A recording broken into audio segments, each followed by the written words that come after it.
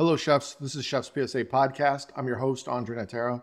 On today's episode, we're going to talk menus and creativity. Stay tuned.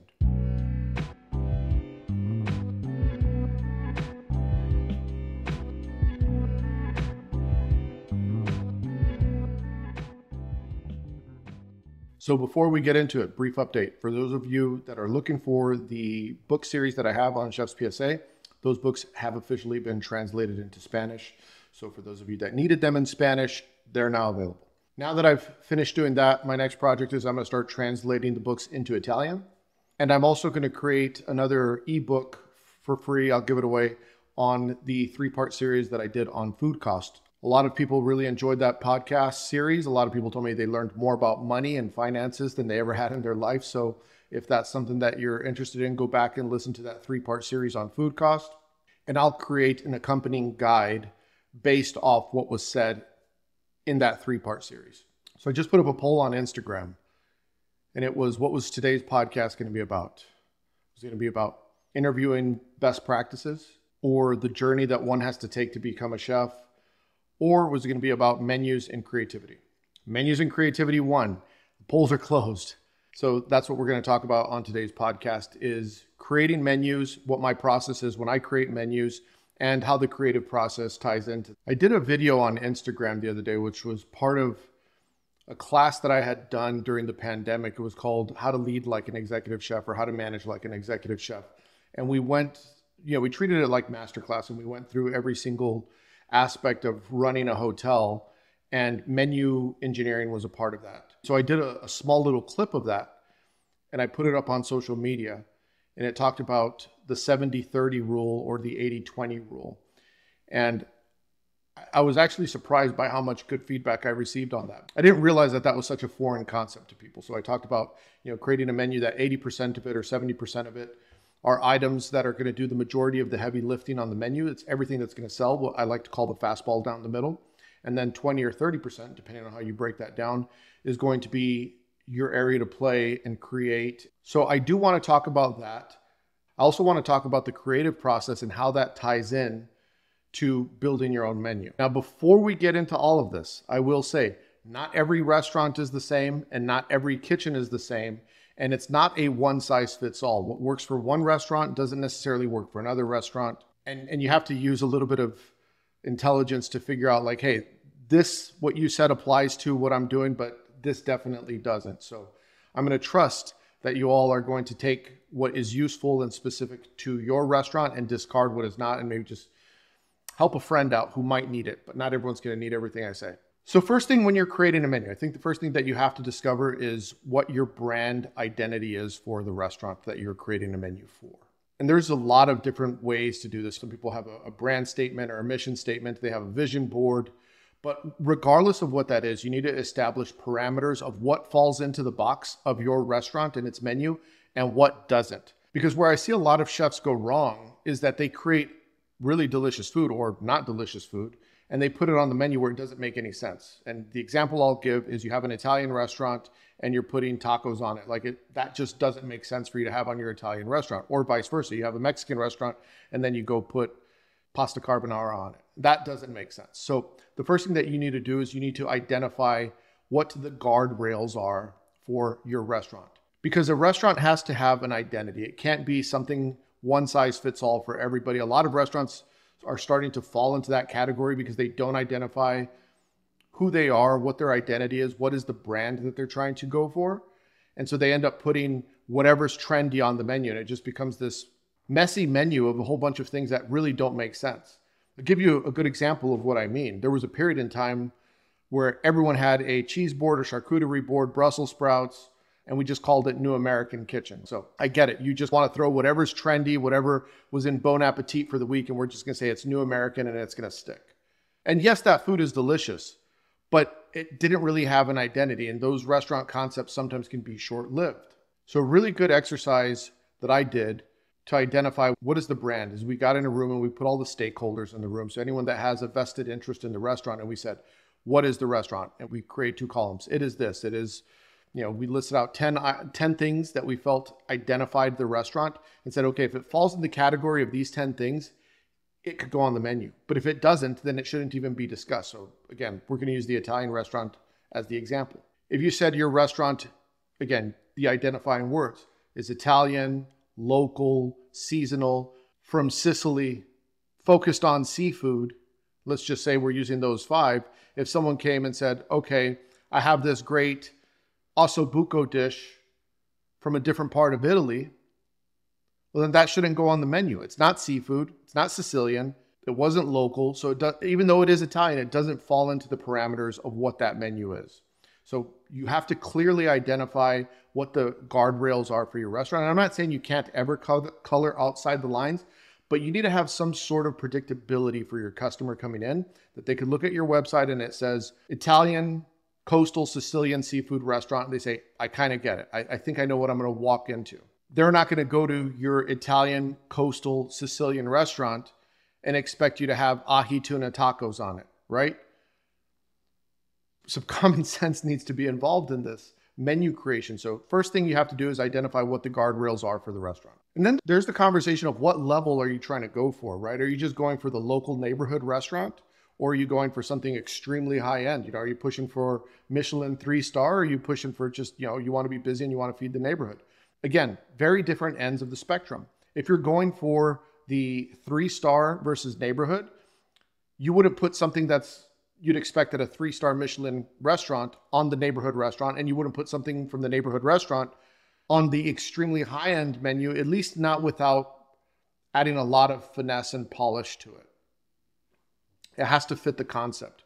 So your customers, again, can come in and know what to expect. You have to approach this from a business mindset first, right? So establishing what the guardrails are is establishing what the business mindset is for the restaurant. And we're going to talk about creativity here in a sec, but let's kind of establish the framework, the bones, business first, right? As we talked about, it's the lifeblood of any restaurant to make sure there's money coming through. Now, every restaurant is going to be different. Like I said, some restaurants apply the 4-4-4 rules. So like 4 starters, 4 main courses, 4 desserts. You know, that's a smaller type restaurant. Some people are going to go into a tasting menu only. Some people might have a large menu with like 50 items on it. You know, every single restaurant is going to approach it differently. But when you're creating a menu, a good way to look at it is the amount of inventory and the amount of mise en place that you need to create the menu. There's a lot of factors that you have to consider. So you have to consider how much inventory do you need to execute this menu? How many cooks do you have on the line to execute the food that you're trying to put out? I'm going to get off subject, but at one point in my career, I was the chef of a restaurant where we were doing a tasting menu, and it was complex, and we were punching above our weight. What I mean by that is we were looking at like what El Bulli was doing. Is like, we got to be as good as El Bulli. You know, this is when bubble food was all the rage. And what we were trying to do with like 5 cooks was just not feasible. It was not realistic to do that level of food with only 5 people, tasting menu only, and all the other things that we had to deal with, right? And what ended up happening is, you know, we spread ourselves too thin, and then what we were trying to execute, we just executed it sloppy just because we didn't have enough people to execute it well. Where you see that, where a lot of chefs are pushing to really achieve the most that they can with whatever goal they have in their specific market, and they spread themselves too thin and they spread their team too thin, and it ends up not working out very well because there's only so many hours in a day and there's only so much a human being can do. Now, that doesn't mean that you shouldn't push yourselves to excellence. Sometimes I would go into meetings with people, like we'd have menu meetings, and I was ambitious. So I'd say, I want to do this, this, this, this, this. And I'd get pushback from some of my sous chefs. They'd be like, that's too hard. It's too ambitious, this, that, and the other. And I would get frustrated, and I would say, I don't need to be surrounded by a bunch of people telling me what we can't do. I need to be surrounded by people telling me what we can do. What can we achieve? If we want to be the best, we need to be able to push. And saying we can't do it, we're not going to have any success behind it.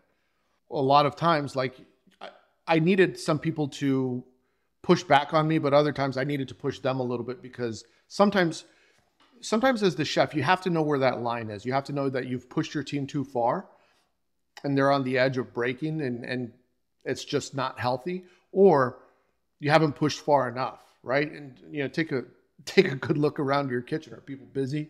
Are they screwing off on their phone half the day? Well, then you could probably push harder, right? I mean, use some common sense and some discretion when you're designing your menus. Now, when we're talking about what's going to go on the menu, so again, we discussed the guardrails that someone needs to have on the menu. So everything that goes on the menu has to pass the test of, does it fall on the brand and in the guardrails of what we're trying to achieve. Once that's been taken care of, then we need to say, okay, the 80-20 rule, what I was talking about earlier, is like 80% of your dishes should be familiar because that's going to carry the bulk of your sales. So 80% of the dishes on the menu should be easy for someone to understand.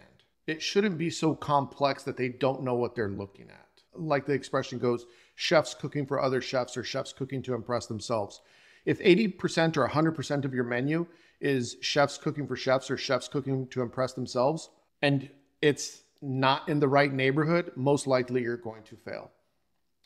The reality is you are not going to be able to serve that super intricate food in every type of setting, right? There has to be a little bit of common sense in determining what's going to go on your menu. So like I said, 80% of the people that are coming in, they're going to have simple palates. They're going to order the things that are familiar to them. You know, empires can be built off chicken parm or a hamburger or a really good pasta or really good tacos. Like the basics do well for a reason. And to not have the basic things on the menu that are going to sell is actually going to hurt your restaurant, because you don't want someone to come into your restaurant and say, I need a translator for what this is. I don't understand any of it, right? Early on in my career, I remember someone had come up to me and they wanted to put this weird shit on the menu that I really wasn't jiving with. And I remember thinking, you know, I'm a pretty serious chef. There's no way I'm going to put that on the menu. And I remember having a little back and forth with my boss. And they caved in.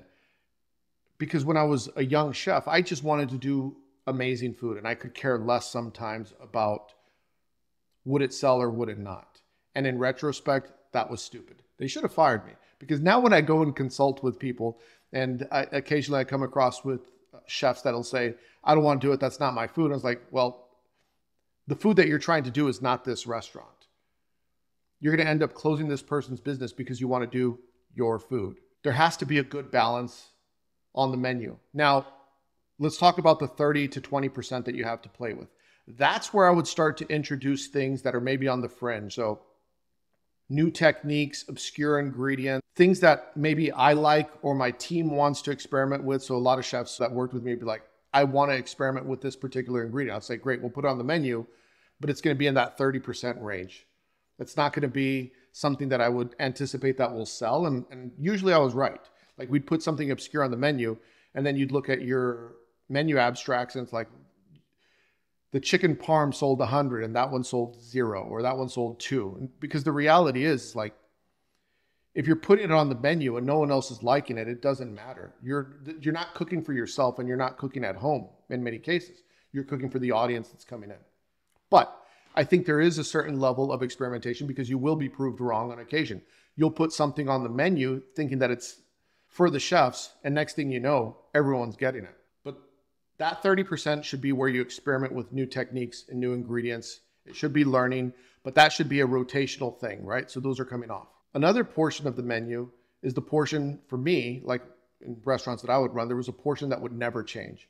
So we had our signature items, and let's just say it's, you know, these 5 items, they never come off the menu. We may adjust a little here or a little there, but the fact of the matter is those don't change because those are our greatest hits and everyone comes in to get that.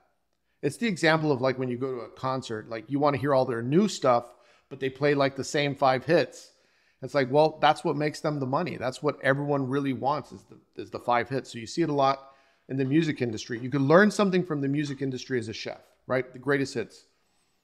The Rolling Stones, Satisfaction, Wu-Tang Clan, Plain Cream. Great songs, by the way.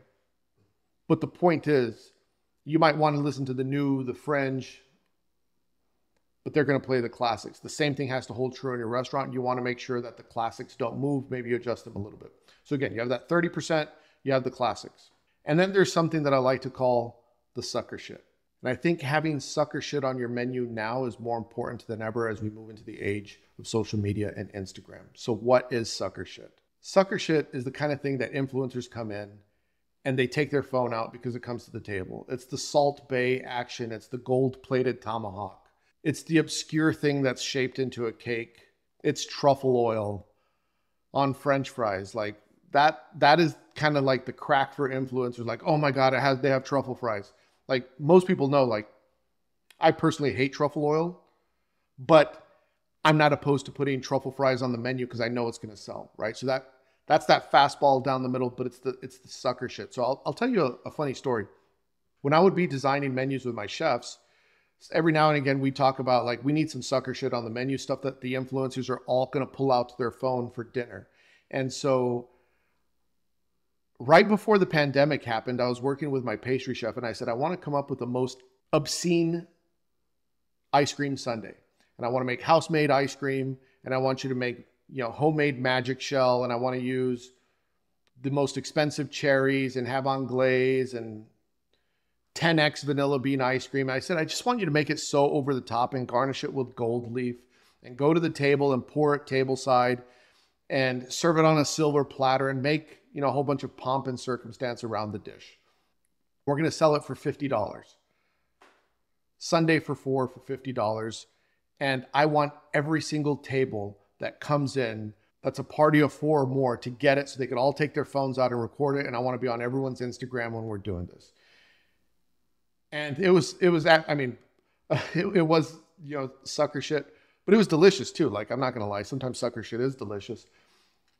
And so we put it on the menu and we put it on for like $60. People would buy it all the time and everyone wanted to take pictures with it. And it worked, right? The tableside pour, it's this souffle coming that everyone's going to take their phone out, or the gyrodon being wheeled to the table, depending on what type of restaurant you are, where they're slicing the meat or they're, slicing the ribeye at the table. It's the chocolate piñata. That is kind of the stuff that is going to bring attention to your restaurant. So what I would tell my chefs is you want that to get them in, and then you show them the cool stuff that you're working on. But that's the stuff that makes your restaurant go viral on social media. We had a dish that we did, and it was, I'm sure everyone's done it, but this is what we were doing. We were doing tater tots with aerated Gruyere cheese and black truffles. And we would sell it for a certain price, and we kept raising the price, but no one ever complained. No matter how much we raised the price, people would still buy it. And my chef de cuisine at the time would come up to me like, I want to take this off the menu. It's not as intricate. We want to push. I said, look, push on all this other stuff, but keep that on the menu. I know it's not like the most soigné thing, but trust me, it's the one thing that everyone comes in and takes photos of, and every single table gets it, and it's a cash cow. Don't take it off the menu. I think to this day, they still have it on the menu, I think. But it's one of those things that you have to have a good mix of that sucker shit on the menu that everyone wants to come in and take photos of. And like I said, then you get them with the other stuff. This doesn't apply to all restaurants, but it applies to a lot where you do tasting menus. You have the opportunity to have supplements on there. I think having that on, especially from a incremental revenue standpoint, is a good thing. So let's say you have a tasting menu, and you see this with a lot of high-end restaurants. They'll have the supplemental caviar, the supplemental truffle, the supplemental A5 Wagyu. That's a good way to increase and add value to what you're already doing. So for example, let's just use that tater tots as an example that I had earlier. I could say we have tater tots with aerated Gruyere cheese on top, but for X amount of dollars more, we could supplement black truffles, or you could supplement caviar, right? That is adding value to what you're doing. It's those luxe items, right? So if you have a tasting menu and you have this course or that course, or for extra supplement, you could add in the lobster, or you could add in the A5, right? So for $25 more, $50 more, whatever the case may be, you add in those more expensive items. And then once you've written your menu, you should hopefully go through some sort of process to vet it, make sure you do tastings, make sure everything's correct. And you should be reevaluating your menus quickly. So you're adjusting them as needed, what's selling, what's not. A good practice is to run the menu analysis at the end of every month and evaluate what's selling, evaluate what's not, and adjust as needed, right? The longer you delay, the more it's going to affect your bottom line. Now, the last thing I'm going to talk about when it comes to creating menus, when you want to introduce things, but you're not sure how to introduce them. This is something that I do. This is just my pro tip, is if I wanted to introduce an obscure ingredient, I might introduce it. For example, everyone loves beets, but not everyone loves foie gras. So maybe I will create a beet dish with foie gras versus a foie gras dish with beets. So if the first thing on your menu that you see is beets, a lot of people are going to be likely to order it. But if the first thing that you see on your menu is foie gras, they may be less likely to order it. So when I needed to introduce things like that, I would introduce them, I'd partner them up with someone that was really popular, right? So if I would introduce the obscure friend with the really popular one. So like I said, beets with foie gras. And I know that's not that obscure, but sometimes in some parts of the country, it's very obscure. And I think that's a good way to look at that, is to introduce people to things that they might not be comfortable with by having something that they are comfortable with on the plate already. I do believe that creativity is a collaborative process. So when I'm designing menus, I usually get as many stakeholders in the room, and we would write down ideas and we would just throw shit at the wall and see what sticks. So if I had 5 people, I would tell everyone, come with 5 ideas and let's just go through them.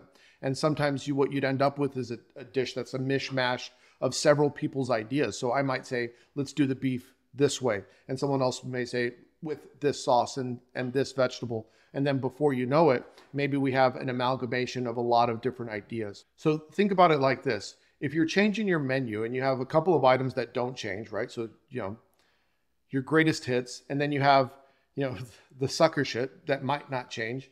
And so you're experimenting with, 30 or 40% of the menu that's going to change for the season or whatever. That might only be like 6 or 7 items.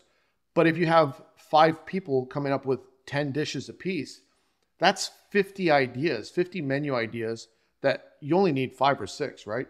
And so then you're able to really push the creativity. Now, once we've determined what those items are, we'll go out and we will cook them. And so the way that I would do it is everyone would cook the dishes, we'd sit there, and then we'd pick the dish apart.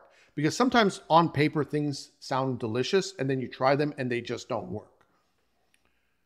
And it might be an idea that just its time hasn't come, or you fully don't understand the technique yet. You got to let the cake bake, as they say.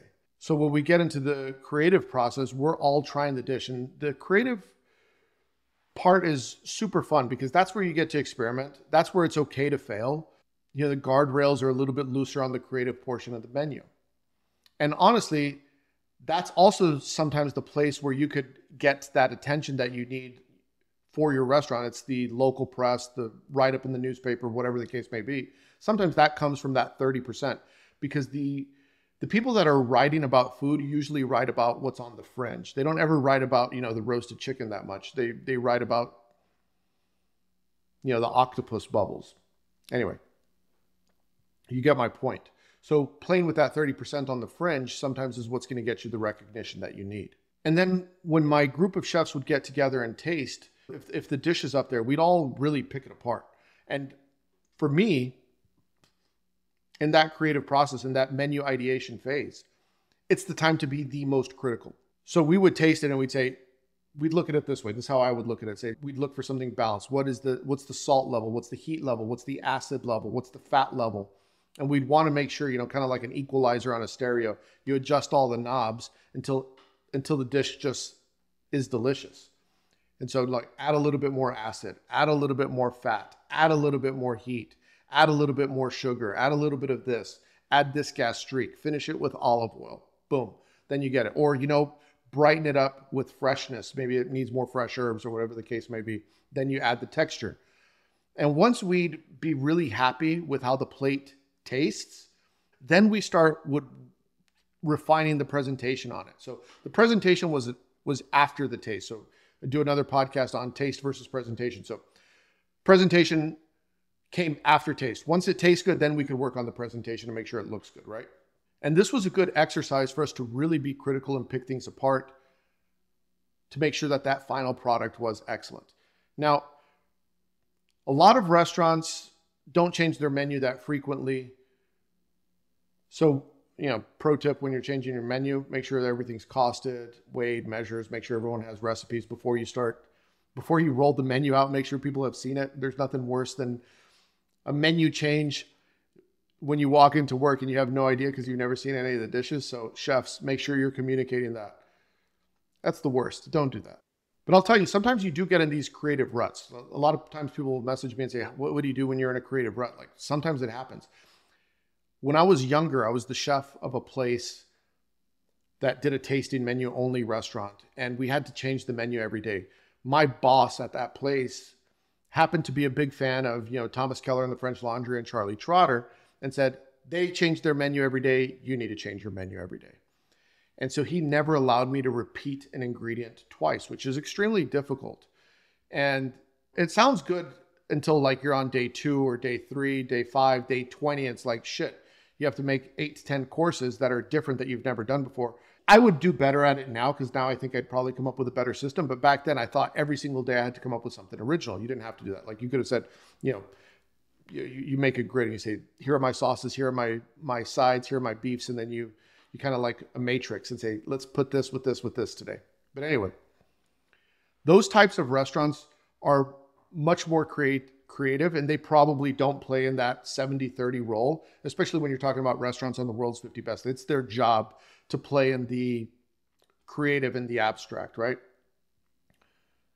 But let's be honest, not everyone's in that world. Like, a couple of people will get on my social and like talk crap and be like, oh, no creativity, I'm out. And then you look at their page and it's like, dude, you're serving like filet with asparagus. What are you talking about creativity? Anyway, there's true creativity, right? And then there's like, I just want to cook my food. I don't want to be told what to do. So like everyone needs to calm down and understand that there's a difference there. And it's extremely difficult to work in these places that change the menu every day. Shout out to restaurants that do that. Shout out to David Breeden from the French Laundry. Changes the menu every day. And one of the best restaurants in the world. Those guys are ninjas. Like you look at what they do, and you look at, if you change the menu every day in 10 years, how many dishes is that? 4,000, 5,000? I don't know. It's a lot. Shout out to those guys that have to live that life. It's not for everybody. It's extremely difficult. It's extremely creative and very, very elite chefs. Anyway, that's going to wrap it up. So hopefully now you can leave with a better game plan and make sure you have a good mix of items that are going to sell. Make sure you have some items that are creative and that you can experiment with, but be ready to take them off the menu rapidly. Have a couple of things that are going to get people in to take photos and get them in the doors and gain attention for your restaurant. But most importantly, cook and have fun. Anyway, if you want to support the show, you know what to do. Make sure you leave 5 stars if you're on YouTube. Leave the thumbs up button, subscribe. Nothing less than 5 stars, by the way. That's it. 5-star podcast. If you don't leave 5 stars, it's because you're a liar and a hater. And you don't want to be a liar and a hater. So I appreciate the 5 stars. Go to chefspsa.com. That's where you get all the books, English and Spanish now. Working on Italian. That'll be out soon. Go get the free ebooks as well.